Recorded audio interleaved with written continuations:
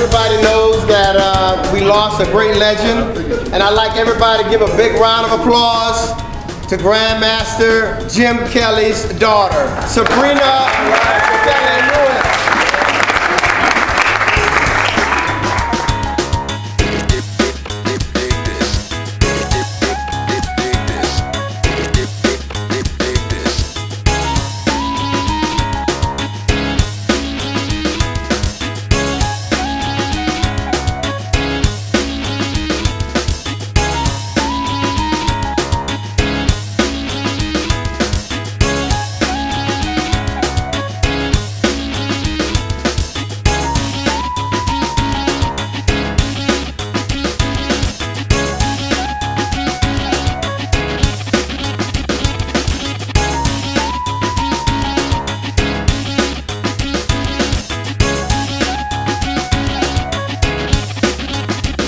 Jim was real.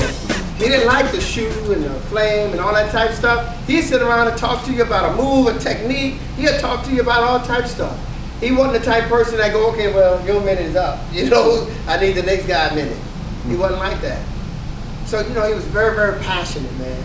And, you know, I loved him for what he did. I loved him for who he is. And I want people to know the type of spirit that he had and exactly what he meant to me. And this is the reason why I put this together, and I begin to call friends, and I said, hey, look, we've got to do something special for Jim, so let's do a tribute. I know we're all here for the same reason.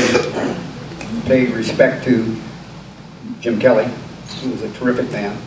I was fortunate that Bruce Lee and Freddie Weintraub were producing the Dragon. They called me 2 days before I was leaving to go to shoot the film, and they said, the fellow that was going to play this part got sick.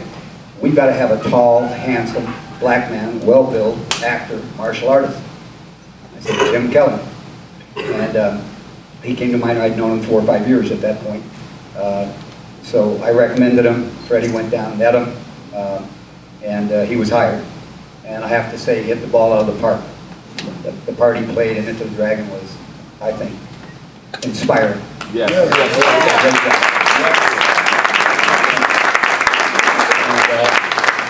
Jim was unique. Every time I think of Jim, I think of Sinatra's song "My Way." Nobody really plays it any better than Jim Kelly. Jim Kelly really lived his life his way. I'm sure his daughter knows, probably better than anybody in this room. But he was a unique, brilliant, kind, terrific guy. All the years I knew him, I never saw him take a drink. I never saw him smoke. I never saw him do anything. He'd just be the athlete that he was. So he was an outstanding athlete, as you all know, football, track, tennis, martial arts. But he was a good guy. So Jim and I got real close on the set of Into the Dragon. And because I had trained with Bruce for 11 years, I knew Bruce very, very well. Bruce left a beat on me, as you can tell. Me in the monastery say getting hit by Bruce was the absence of fun. But Jim and I hung out a lot. And then after the film came out, of course, the combination of Bruce dying 3 weeks before it came out, and everybody in that film, I think, really did an outstanding job. But Jim just had a particular great role, and he played well. And so then Fred Weintraub called me and said, "Hey, we just stunt coordinated. We're doing a 3-picture deal with Jim. We're going to do a film called Black Belt Jones." And so I got the good pleasure to train this gorgeous young woman here for that. Brought in a bunch of my black belts, and we had a lot of fun in a car wash.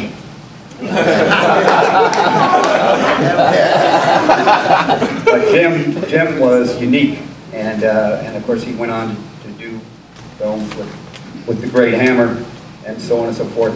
But Jim just did it his way. He cut out for several years, and nobody could find him. I tried to reach him. I couldn't reach him. Warner's tried to reach him, and then all of a sudden, I see he's at Comic-Con. And so I got a hold of him and started talking to him and doing appearances with John Saxon and I, and he did so. And in fact, we did his last appearance at WonderCon. And Jim was just a unique, rare individual. The thing I got to see out of him, the wonderful part of working together with he and John, was I could see the influence that he had on people of color. I mean, there were so many people that came up, just like the GrandMaster here, said, you inspired me, I believed I could do this, I could do that. And so he really was very, very important, his timing, you know, 73 and beyond. So we're going to miss him. He was an excellent man. He wouldn't want any of this, by the way. He'd probably be ready to knock heads with a few of us up here. But the fact is, this is about respect for him. And you had a great dad, I'm sure you know that. And we all loved him, and that's why we're here. God bless Jim Kelly. There weren't that many women that did karate. I mean, you could count us, and when we did, you guys really found on us like us playing football. Oh, girl, please. I mean, what are you doing here? You can't play no football. You can't play no karate. So it was very difficult to even muster up to get it together. But Jim helped me out. He did. He gave me that confidence, and not only that, Jerry Smith, who continued to train me one-on-one for a year or two, and Cliff Stewart, he continued to train me one-on-one for a number of years. And then I became the first-time referee when they started kickboxing, which is today. And I was one of the few women, I think maybe the only one at the time, I'm not quite sure, but I refereed a kickboxing match. And they had stuff on their hands, apparatuses on their feet. But today is incredible. They don't even do that. Oh my God. So, yes. And looking at that time period, it was wonderful to begin to feel the freedom that you guys feel. To be able to kick your ass. Anyway, it was wonderful, and Jim, I am going to miss you. Going to miss you a lot. Thank you very much. Yeah. Well, give us some love, guys. Blanco Jones, the star. Blanco. Many questions were asked out there about my greatest moments and what I remembered about Jim Kelly. And it was easy for me. What I remember about Jim was, why? I don't know who you are! That's my memories of Jim. They came to me and Jim Brown in a meeting, and they say, we're going to do a movie, and we want 3 actors, and it's called Free the Hard Way. And they had another actor, which I won't name, that was going to play the part. And Jim and I together said, it ain't happening. You will not make this movie without Jim Kelly. And everybody didn't know who Jim Kelly was at that time. But Jim and I did. And I said, Jim Kelly will be one of the 3 the hard way, or there will be no 3 the hard way. Now, the only reason we did that is because we wanted to test him out. I want to put my macho thing on him. Jim wanted to put his macho thing on him to see if he was really as tough as we thought he was. We bumped heads doing 3 the hard way, but it worked out. We crowded each other. One scene, we got 18 guys shooting at us, and Jim and I got 2 guns, and we said, here, Jim, get a gun. He said, no, I don't need a gun. So, wait a minute, Jim. Get a gun. I don't need a gun. You know how you talk. I don't need a gun. So we let him go. We let him do his thing, but we had moments. We had moments. We had stare-off moments. No pushing, no shoving, but stare-off moments. Waiting for each to make the move, but we had so much respect for each other, we knew that the move was never going to be made by anybody. Because if it was, we'd still be fighting it. 3 the hard way. Next movie, Take a Hard Ride. Western movie. Me, Jim Brown, and Jim Kelly. Jim Kelly didn't want to ride no horse. I don't know how to ride a horse. Jim, come on, man, you got to ride. No, I am not riding a horse. So we had a meeting. We said, okay, you be an Indian. Half-breed Indian. Now you can jump off of mountains and jump over cliffs. He said, yeah, I'll do that. So we did that movie, and he did. He jumped off of hills, and he did his martial art things in the Indian style. And it worked. It was a good movie. We had one scene crossing a bridge. Narrow bridge over a ravine. Jim is leading us. I'm pulling the horse, and Jim Brown is behind the horse, looking around. So we get on the far side, and Jim turned around, and his face is in the horse's ass. Now he blamed me. I said, no, it's Jim Kelly. He's walking too slow. So we had a little rumble there, so now we changed. Now I led across the bridge. Jim Kelly pulled the horse so we could move faster. We got at the other end, and Jim turned around, the horse was still in his ass. Damn, hey, I'm telling you, man, we were 6 seconds away from battling, 3 of us, battling each other, not Jim. Get the horse's ass out of my face. It's him. No, it was him. We stood off, man. We lost some time that day. The horse's ass was the culprit, so we just had to kick the horse's ass. Next movie, again on Take a Hard Ride. We shot in Spain, and Jim and I were avid tennis players because that's what we did for exercise. Not that we were that good, but you know the macho thing was happening all the time between me and Jim. And we tried to get Kelly to come out and play tennis, but he wouldn't because he had never played tennis. The man had never touched a tennis racket. We bought him a tennis racket and made him come and play with us. He was so bad. He was so depressed. At 5 o'clock in the morning, we could hear Jim out there hitting balls against the wall. The man played every day by himself, hitting the ball against the wall. He would never play with us, but he played every day. That's the kind of man he was. He was determined. He had this dedication to being the best. And as you know, he became a fantastic tennis player. He was an ugly tennis player. The stroke was flat out ugly. But you couldn't get a ball past him. And he'd get a ball past you as hard as he could. The man had a knack for overcoming an obstacle. That's what he had. He had dedication and hard work ethics to make it happen. And that's what we admired about him. And we respect him, but we, you know, I'm a martial arts guy. I wanted to challenge him from time to time, but I didn't want to get blood on my clothes. So, next movie we did was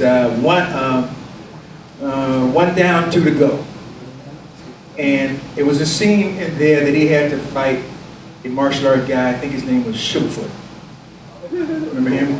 Yeah.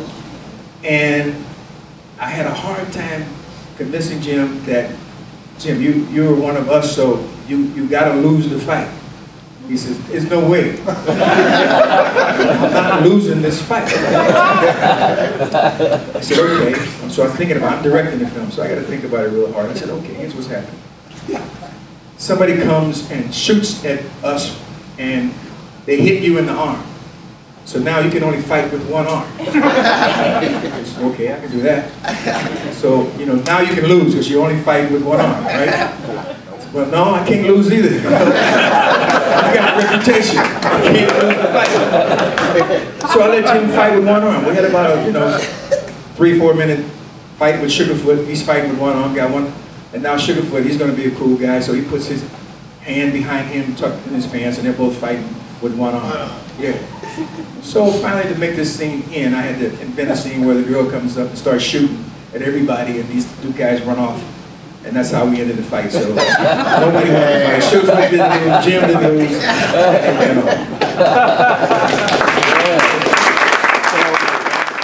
let me tell you how I met Jim Kelly. I have a friend who plays tennis. I used to live in Mississippi, and I came here. It's like, when I get to California, I'm gonna make it my point to meet Jim Kelly. Big fan of his. I'm in the martial arts. I want to meet him just to say hi, just so I can shake his hand. So my friend, we have a mutual friend. He gave me his number. He said, call him. He's a great guy. So I'm just gonna call him. I'm gonna introduce you. You're not gonna tell him I'm calling. I was like, no. So I called him. We stayed on the phone for like 3 hours. First time I called him. I was like, wow. Okay, cool. Talk to Jim Kelly. Great. That weekend, he called me again. out of the blue, and he started talking about cars. He talked about his Ferrari. He talked about his Porsches. You know, hey, did you know this movie? This was my car. Da, da, da, da. I said, wow, this is pretty cool. Jim Kelly's calling me. You know, I'm really nobody, but he's calling me. That's cool. And then he like called me at 2 o'clock in the morning. I'm like, oh, I can't do this.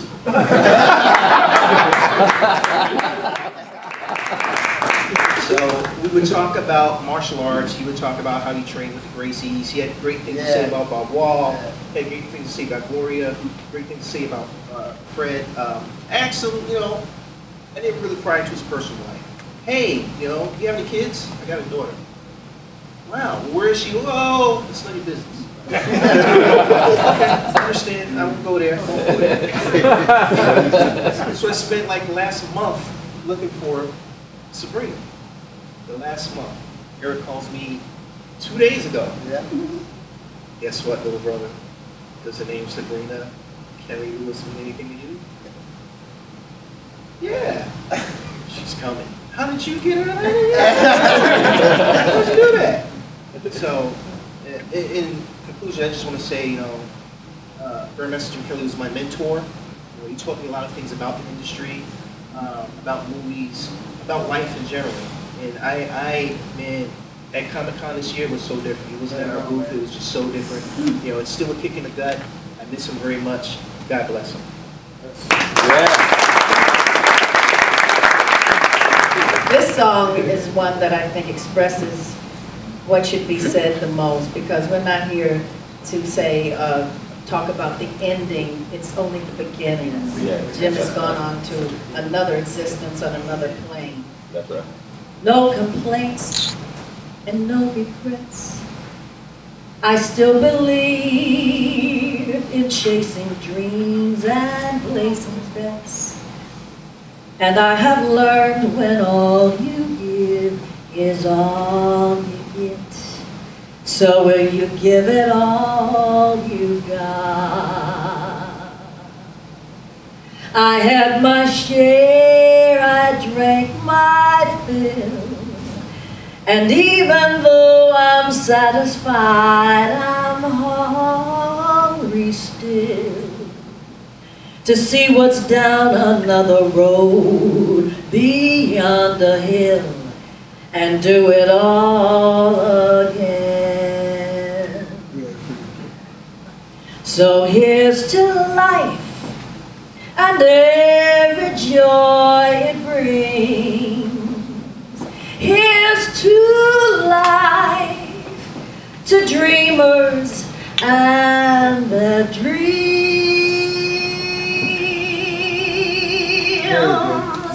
Funny how the time just flies, how love can go from warm hellos to sad goodbyes, and leave you with the memories you memorized to keep your winters warm. And there's no yes in yesterday, and who knows what tomorrow brings or takes away. As long as we're still in the game, we gonna play for life, for laughs, for love.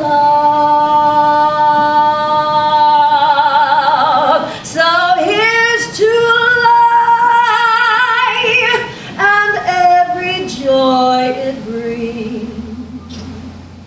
Here's to life, to dreamers and their dreams. May all your storms be weathered and all that's good, yeah, better. Here's to life, a life well lived. Here's to love.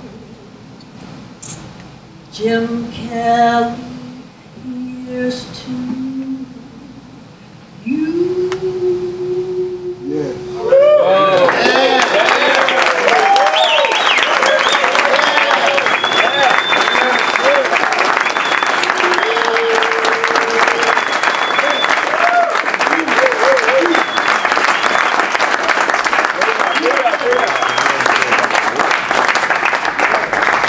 everybody stay standing. I'd like to introduce you guys to Miss Sabrena Kelly-Lewis.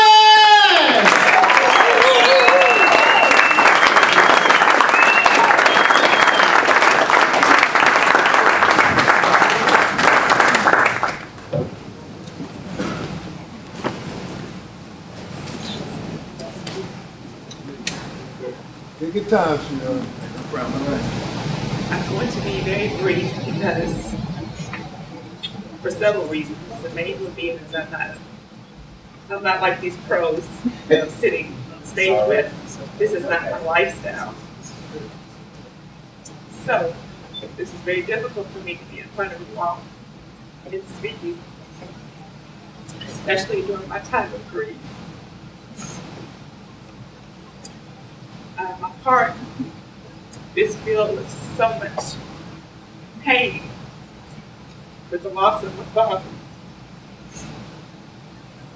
But it's also filled with so much love and joy that's been expressed to me from people who don't even know me.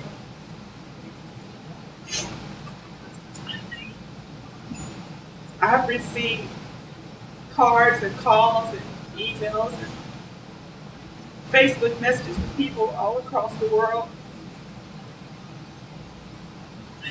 that just wanted to offer their condolences and their prayers and their thoughts. And it has helped me tremendously. Everyone up here has spoken of my father and his connection to them, dealing with his professional life, and those up here that knew him personally, telling a little bit about him personally. I'm just going to briefly share something with you because if I continue, I'll cry more. But I just want you all to know the personal side of Jim Kelly. So many people don't know the background. My father grew up in Bourbon County in Millersburg, Kentucky. He was born there, right outside of Paris, a little small country town.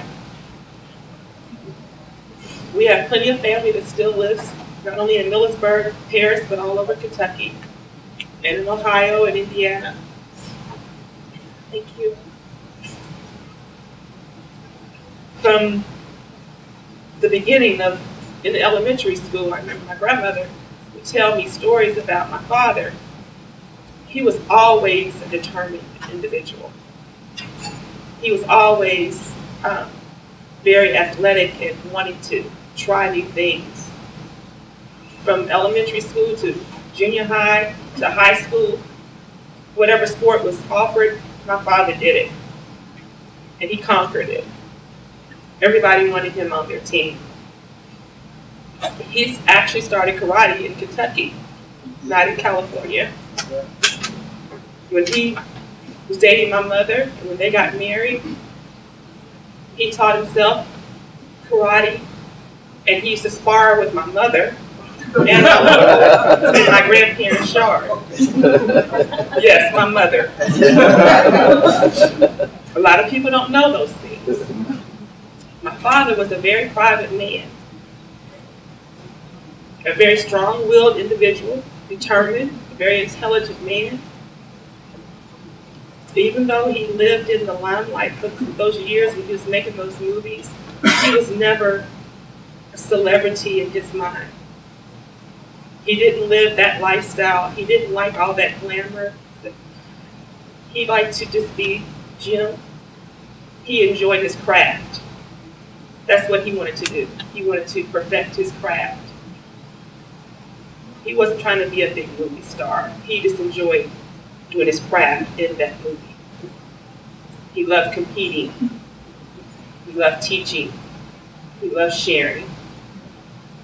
And he would be so happy at what is taking place today. He would be so happy to know how many lives he affected, touched, and how many people loved him. And as I said earlier, whatever sport he took on or whatever, it didn't have to be sports, academics, he was very smart. Everything that he did he excelled. To the end, that's what he tried to do. He thought that he could beat this. But this is one thing that he didn't. I'm so grateful for special people in my life that are helping me during this time. It's hard for me. I lost my grandmother 2 years ago to cancer. Now I lost my father. My uncle, my father's younger brother, died when he was only like 5, I believe, to cancer. I'm an only child. My grandfather died in '91, so that's it with that family. And now there's me and my son and my husband. I just ask for you to respect my family's right to privacy, but continue to pray for us and pray for his wife, Marcia. And I want to thank everybody that's here today for coming out and supporting this event. I want to thank you especially for everything that you've done and for getting me here. God has been in this. That's right. There are so many things that I could say that it just shows that God's in this. He is in this mix. And someone very special is here with me, Donna. She's my family. Donna was in my father's life for 8 years when he was out there before he became a star. She was right there with him. And she's been in my life ever since I've known her. Even when she and my father split up, Donna was right there with me. All these years we've been together. And I couldn't have done this without you, Donna, and I thank you. And I'm so happy to have met you all and have you in my life and to hear these stories. It means so much to me. And I hope that I can talk with you all individually to hear more stories about your experiences with my father. But please understand, he enjoyed what he did. And he would be pleased by what's taking place today. And I thank you very much.